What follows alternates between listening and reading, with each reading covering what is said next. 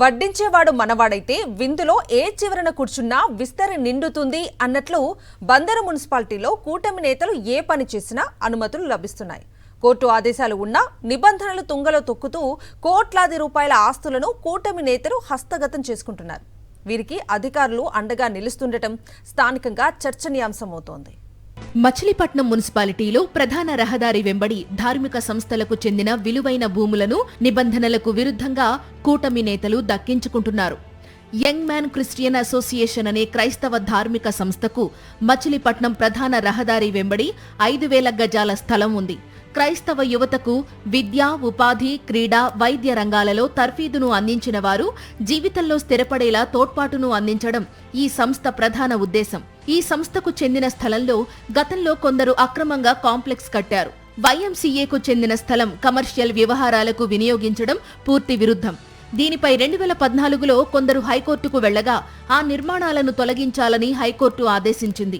అప్పటికే 12 షాపింగ్ కాంప్లెక్స్లను కట్టి కోర్టు ఆదేశాలతో ఉపయోగించకుండా వదిలేశారు. కూటమి ప్రభుత్వం అధికారంలోకి వచ్చాక చట్టంలోని లొసుగులను తమకు అనుకూలంగా మలుచుకుంటూ అధికారులను లోబర్చుకుని ధార్మిక సంస్థ పరిధిలోని స్థలాన్ని వాణిజ్య కూడలిగా మార్చి సొమ్ము చేసుకుంటున్నారు టీడీపీ నేతలు. ధార్మిక సంస్థ పరిరక్షణ కోసం మచిలీపట్నం పరిసర ప్రాంతాలలోని కొందరు వ్యక్తులకు వైఎంసీఏలో శాశ్వత సభ్యత్వం ఉంది. వారు అభ్యంతరం తెలుపుతూ టౌన్ ప్లానింగ్ అధికారులకు ఫిర్యాదు చేసినా పట్టించుకున్న దాఖలాలు లేవు. అధికారులే అక్రమార్కులకు సహకరిస్తున్నారంటూ వారు ఆవేదన వ్యక్తం చేస్తున్నారు. వితౌట్ పర్మిషన్, మున్సిపల్ వారికి పర్మిషన్ లేకుండా ఇష్టం వచ్చినట్టుగా కట్టేస్తున్నారు షాపింగ్ కాంప్లెక్స్ మొత్తం. ఎటువంటి పర్మిషన్ లేదు. మేము ఆల్రెడీ ఎన్నోసార్లు అర్జీలు ఇచ్చామండి. కలెక్టర్ గారికి దగ్గర 4-5 సార్లు అర్జీలు ఇచ్చాం. మున్సిపల్ కమిషనర్ గారికి ఇచ్చాం. ఇస్తే ఆయన ఏమీ పట్టించుకోవట్లా. వెళ్తున్నాడు, సరే నేను చూస్తాను అన్నాడు, అవతల వెళ్ళిపోతున్నాడు. కొందరు వ్యక్తులు కూటమి నేతలను ప్రసన్నం చేసుకుని వారి ద్వారా అధికారులపై ఒత్తిడి తెస్తూ కోట్లాది రూపాయల విలువైన ఆస్తులను స్వాధీనం చేసుకుంటున్నారని వైఎంసీఏ శాశ్వత సభ్యులు ఆరోపిస్తున్నారు. క్రైస్తవుల మనోభావాలను దెబ్బతీసేలా అధికారులు చేపడుతున్న చర్యలను ఖండించారు. కోర్టులో కేసులున్నప్పటికీ ఏ విధంగా అనుమతులు కల్పిస్తారంటూ మండిపడుతున్నారు. దీని ముఖ్య ఉద్దేశం, మా డిమాండ్ ఏంటంటే ఈ షాపింగ్ కాంప్లెక్స్ అనేది తీసేసి దీనిలో క్రీడా ప్రాంగణం కట్టి యూత్కి ఉపయోగపడే విధంగా, అంటే ఇది ఒక మతానికో కులానికో సంబంధించింది కానీ ఒక రాజకీయ నాయకుడికి సంబంధించిన విషయం కాదు.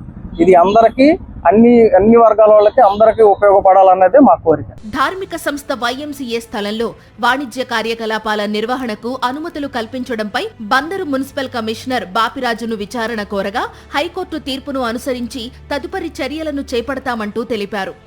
ఈ బైలాస్ గురించి మీరు చెప్తున్నారు కదా, దాని ప్రకారంగానే ముందుకు వెళ్తడం జరుగుతుందండి. గౌరవ ఆంధ్రప్రదేశ్ హైకోర్టు వారు ఇచ్చేటువంటి ఎటువంటి ఆదేశాలైనా వాటిని ఖచ్చితంగా అమలు పరిచేయడం అధికార యంత్రాంగం యొక్క విధి.